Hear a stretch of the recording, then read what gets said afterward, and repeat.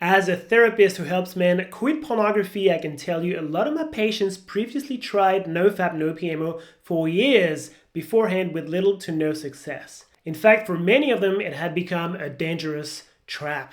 But why is that? In this video, I'm going to present the little good and a lot of bad that NoFap, no PMO can cause. Hello, my name is Dimitri. I'm a psychotherapist and a recovered addict to sex and pornography myself, and I help men out of pornography addiction using therapy. In this video, I'm going to talk about the small positives that NoFap can present in your path of quitting pornography. I'm going to explain why, in my opinion, NoFap is not a good method for quitting pornography, and then I'll present the many negative sides of NoFap. Now, before we get into anything, if you're watching this video right now, there's high chances that you have tried NoFap in the past or that you are actively engaged in NoFap, no PMO. If that's the case, I want you to know there is absolutely no judgment on my end for you having tried NoFap or for you being active within the NoFap community or trying NoFap as a method. We all do the best we can with what we have. And you trying to get better is really what matters. So as much as I'm going to point at quite a few negative things about NoFap, I'm not judging your character. I am not judging your intention. I am just pointing to some things that you should know about NoFap, and you can make a decision whether this is a valid system for you or maybe it's time to try something else. Now, if you don't know what NoFap is and you have no interest in discovering what NoFap, no PMO is, you can skip this video right away and move to a similar theme with this video right here that's going to tell you why going cold turkey is not a good idea for quitting pornography. So NoFap was founded in June 2011 by Pittsburgh web developer Alexander Rhodes after reading a thread on Reddit about a 2003 study which claimed that men who refrain from masturbation for 7 days experience a 145.7 spike in testosterone levels on the 7th day. That's how NoFap emerged. Currently, it is a community of mostly men trying to stop masturbating, and over time, it's been associated with stopping pornography and masturbation and orgasm. And the goal of NoFap is to move away from these three horrible things referred to as no PMO, pornography, masturbation, orgasms. So before I explain why I'm definitely not a follower of NoFap, I want to present three positive things about NoFap. And here I'm really talking about NoFap for quitting pornography. I'm not interested in other claimed side effects of NoFap. So NoFap for quitting pornography is going to be about receiving encouragements for going cold turkey and stop watching pornography altogether. All right. And this method, if a method at all, is the most intuitive method. If you have an issue with the fact that you're watching too much pornography, you're going to want to focus on the behavior, which is watching pornography, and say, I'm going to stop watching pornography because this is not good for me. So it is a very natural, intuitive response to the genuine intention that you have for quitting pornography. It's a very natural way to respond. So whether you've been following NoFap, no PMO or not, you probably have had a phase where you tried to move away from pornography by not watching pornography. And again, it is a completely natural, normal thing to try.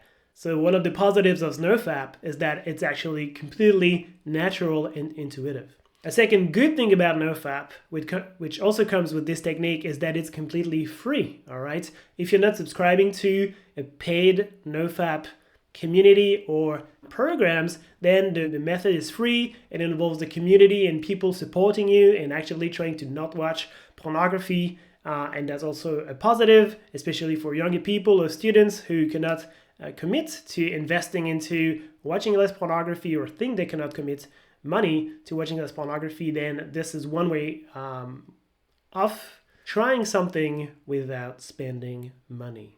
And the third positive about NoFap is the solidarity. All right, I actually have some amount of admiration for the people who are in the NoFap community in that they show so much solidarity and they offer relentless support.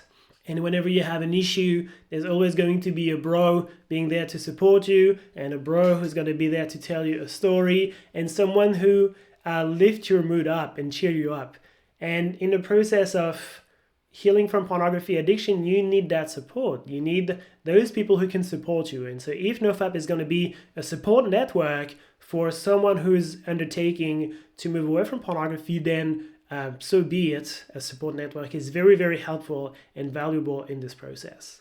And I'm going to surprise myself here, but without talking about NoFap, just about talking about cold turkey, going cold turkey, and just stopping to watch pornography as a rule, which I generally do not recommend. I'm going to say here, if you haven't tried it, by all means, try it. Try and not watch pornography for 7 days and see how you go. Try and stop watching pornography for 30 days once you've completed the 7 days and see how you go. Try and stop watching pornography for 90 days after you've completed the 30 days and see how you go. All right. And if you can't stop watching pornography for 7 days, you have a big problem with pornography. This is a very quick, super simple assessment that you can take. If you cannot stop watching pornography for 7 days, you have a strong attachment to pornography, probably an addiction to pornography. It's something that you want to keep learning more about and diving into, for example, following this channel. And I'm going to say, try this maybe 1 time, maybe 2 times, maybe 3 times, this cycle of 7, 13, 90 days. And if it's failed more than 3 times, this method is not suited for you. This method is not going to work for the person who's tried more than 3 times. So it's really good to try it and give it your all. And if that doesn't work, then that's okay. It means there's some mechanisms at stake that are preventing you from using this method of going cold turkey or NoFap or no PMO to moving away from pornography and quitting pornography. And that's okay. You just need to know that about yourself. Now, very briefly, allow me to explain why going cold turkey and focusing on behavior and having a bunch of people supporting you in not watching pornography is actually not a good idea for quitting pornography, which may sound very counterintuitive. And with addiction, the problem is that a lot of things are very counterintuitive. They're the opposite of what we would tend to think naturally. So when we're focusing ourselves on these methods that are aiming at not watching, we're trying to control the behavior. And in an addiction, the behavior can be the problem, but the behavior is also a consequence. The behavior, which is watching pornography, is a consequence of a deeper hurt. All right? Addiction, any addiction, including addiction to pornography, is a symptom of a deeper hurt. So you can try and fix the consequence as much as you like, but if you don't fix the cause, then you're not going to make any progress in the long term. I often give this metaphor. Imagine you're in your house and then you notice that your carpet is wet and you're walking and you've got wet feet on your carpet. Then you say, oh, I'm going to be good, I'm going to change the carpet. And then you change the carpet and the carpet is dry. The carpet is a metaphor for your life with pornography. And your carpet is dry and then you keep walking on the carpet and 2 weeks later the carpet is still wet and your feet are wet. So what do? Oh, you're going to change the carpet once more. And then you're going to keep doing that. Well, what you never notice is that the reason why the carpet is wet is because there is a leak in your kitchen. For example, the tap is leaking in your kitchen and is draining through the walls and into the carpet. So what you should do here is not to buy a million carpets, as I'm sure you can appreciate. It is to fix the tap in the kitchen. And that one fix, which may be a very small fix, as simple as turning a wrench into the right direction, may fix all your carpet issues and may save you a lot of efforts and money into buying many thousands of carpets. So this is why I advocate here. I'm not going to go into the whole detail of the methods that I use, but if you keep watching this channel, you'll learn more about this. But in short, the deeper hurt and the past trauma and the past emotional wounds and stress that we carry within us are the cause of the addiction, and the behavior that manifests outside of that is the addiction and the compulsion for anything here to watch pornography as a way to soothe, as a way to get relaxed, as a way to have a little bit of me time from these very stressful, difficult days that people are having in this stress, wounded heart and psychology and psyche. All right, so let's get into the negatives of NoFap, no PMO. This is not a fun exercise for me. As I'm making this video, I have some people in mind that I know are following me and that are also following NoFap. So I know this is going to create some cleavage at some stage. My goal is not to create polarizing conversation. My goal is to issue some warnings about the functioning of addiction and what I think is an appropriate method of recovery and healing and what I think is not. So first of all, let's talk about the goal. We've mentioned why going cold turkey and cessation of and aiming to just stop watching pornography is not a good goal. Now let's talk about the difficulty here. This is not a good goal simply because this is way too hard, all right? If you have a small attachment to pornography and it's something you do casually as a bad habit, then the bad habit will dissolve over time, and it's a small effort to create in the same way that you can stop biting your nails, and it's a small effort. But if you're finding that it's really way too hard to quit pornography, there is something else at stake. It's not just about a bad habit. So stopping to watch pornography alone is going to be a very hard goal that is not going to be sustainable, and it's going to create a lot of distress following this method. But now again, in NoFap, no PMO. We're talking about no PMO, so no pornography, masturbation, orgasm. So I always say this is like you're trying to lose some weight and you say, I'm going to stop eating, and at the same time, I'm going to also stop drinking water and breathing air so that it's more efficient. Then you wait 20 seconds and you breathe in and you're like, oh no, I've breathed in air. I've been respirating and so I have failed. I'm a failure. This is not good. All right? You have to have a method that is reasonable for the goal that you have. No PMO, no pornography, masturbation, orgasm is, as a goal, is like way too hard. If you're used to watching pornography and to masturbate and to experience orgasm on a daily basis, and you decide that from one day to the next you're not going to do that, it's impossible. It's way too hard. Just one of these three alone is very hard. So don't do all three at the same time. And just focus on pornography. Our issue here is pornography. I've made another video here explaining the link between pornography, masturbation, and orgasm, so you can follow that as well to get some clarity around the mechanisms that bind these three together. The second negative aspect about NoFap is that when you push yourself through these streaks of several days without watching pornography, and then you watch pornography again, you have lost everything, all right? There's so many days, all the efforts and the stress and the pain that you've put yourself through, and the shame and the judgment and the guilt that you've put yourself through to be able to hold for 3 days, 7 days, 90 days, 127 days. On the day when you relapse and you watch pornography, all of these efforts were for nothing and it's gone. All right, there may be a little bit of brain reprogramming that is happening. There may be a little bit of dopamine reprogramming and detoxing that's happened. But overall, you're pretty much back to square one. And in particular, you haven't learned anything about yourself, as opposed to, for example, using therapy with me and getting to embark on a journey of self-discovery to know who you are. And as you get to know who you are sexually as a person and how you navigate across the representations in pornography and the symbolism in that, you get to know your wounds and you get to find healing from these wounds using trauma healing techniques. That was a bit of a mouthful, this one, wasn't it? So negative aspect number 3 about NoFap is that your value as a person is determined by your score. The better your streak, the more valuable you are as a person. And there's this idea of success that is very like yes, no. If you're doing a good streak, you're someone who's high value. If you relapse, you're someone who's no value. And as much as it's not what's being said in the community, and that if you relapse, someone will be there to come and pick you up, your definition of success is one based on a yes-no criterion, to the fact that you watch pornography or not. This cannot be a healthy way to gauge your success as a person. On top of that, this method does not take into account the complexity of who you are as a person. It doesn't take into account your personality, doesn't take into account your journey, your predispositions for addiction, all these sorts of things. It's just a really blank yes-no method, which is not a healthy process. In addition to that, there is this idea that not watching pornography is a virtuous thing, that you're a good person if you're no PMOing. And think about that for a second.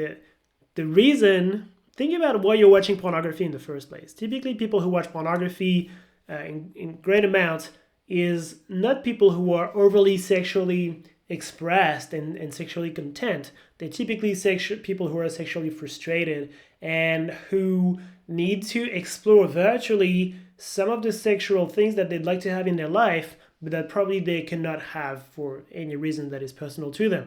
So people who are watching pornography and who are addicted to pornography tend to be more people who are sexually repressed than people who are sexually expressed or sexually overt and open.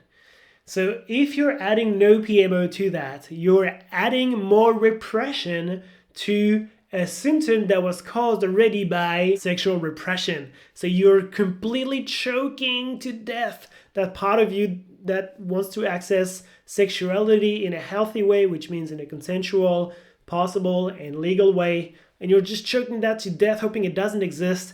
But the thing about sexuality and these impulses, that the more you repress them, the more they come out in different ways, typically in the ways of addiction.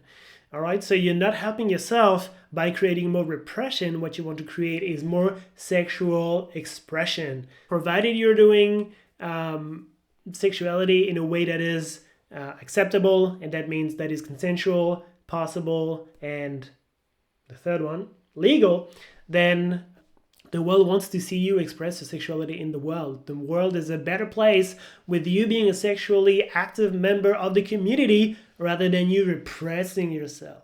Negative point number 4 about NoFap is that there is no authority regarding the science that is being used in NoFap. Remember, the community was created by someone who was a web developer who was not a medical expert at all, out of reading some facts about testosterone building in the body after 7 days of refraining from ejaculating. So within NoFap, there is this culture of bro science. There is this culture of that NoFap is the answer to every problem you have in the world, and that when you stop PMOing, the girls will come running after you, your biceps will double in volume, your hair will grow thicker instead of thinner, and you will be more switched on and all of this. All right, so there's no scientific backing to all these claims, and a lot of these claims are very simplistic and they involve processes that are a little more complicated than that. That's just the mood, the culture of NoFap as a community. In terms of quitting pornography, there's no science backing. Within NoFap, there is this process where these actions have been gamified, and you can play the game of NoFap in God mode, and you can play in simple mode, and it's not the problem of gamifying. Gamifying is really fun. Gamifying helps people get motivated. But in this case, gamifying is oversimplifying a lot, an issue that is really complex, that touches the complexity of our personality, of our psychology, of our functioning. And it cannot just be summarized. It cannot be just put into a grid with a yes/no answer. I did or I didn't answer. The 5th negative aspect of NoFap is that as much as the culture is supportive, there is also a lot of culture about ego and competition, which is not healthy, where people are judging other people if they have a streak of 368 days, and then someone has a streak of 7 days, and they say, oh, today is my day 7, and then we'll come and say, well, today is my day 368, what you gonna do about that? And there is this culture of who's got the biggest number, or the biggest anything, is the winner. When you're reducing your whole identity and your whole success to a single number, this cannot be a healthy thing.